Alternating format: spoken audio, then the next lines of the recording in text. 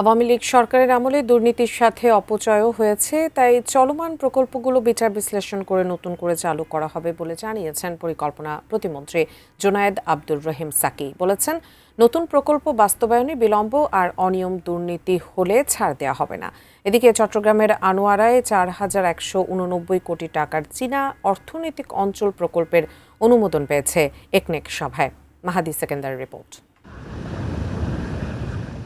দেশের অর্থনীতিতে গতি আনতে সবচেয়ে ব্যয়বহুল চট্টগ্রামের আনোয়ারায় ৪,১৮৯ কোটি টাকার চীনা অর্থনৈতিক অঞ্চল প্রকল্প সহ মোট ৭,০০৩ কোটি ৩৬ লাখ টাকার ৫ প্রকল্প অনুমোদন পেয়েছে জাতীয় অর্থনৈতিক পরিষদের নির্বাহী কমিটির একনেক সভায়। এর মধ্যে নতুন প্রকল্প রয়েছে ৩টি ও সংশোধিত প্রকল্প 2টি।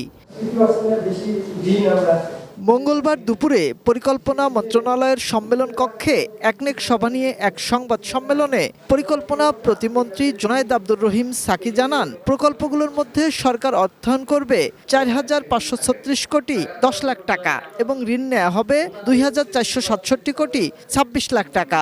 বসুন্ধরা টিস্যু, অশুদ্ধতার বিরুদ্ধে এক বিন্দুও ছাড় নয়।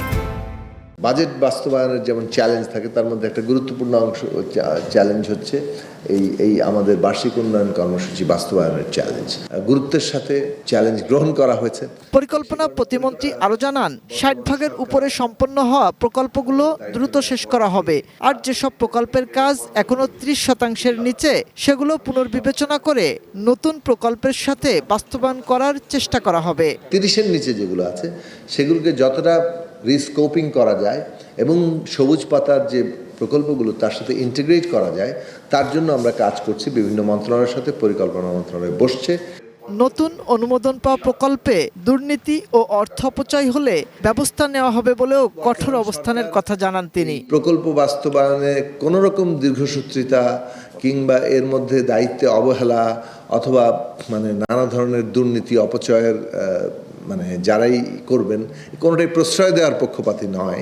প্রকল্পসমূহ দ্রুত বাস্তবায়নে প্রকল্প পরিচালক, পিডি নিয়োগ থেকে শুরু করে সবকিছু একটা নীতিমালার মধ্যে আনা হবে বলেও জানান পরিকল্পনা প্রতিমন্ত্রী। ডিপিপি কতদিনের মধ্যে শেষ হবে? মাহাদি সেকেন্দার, এটিএন নিউজ, ঢাকা।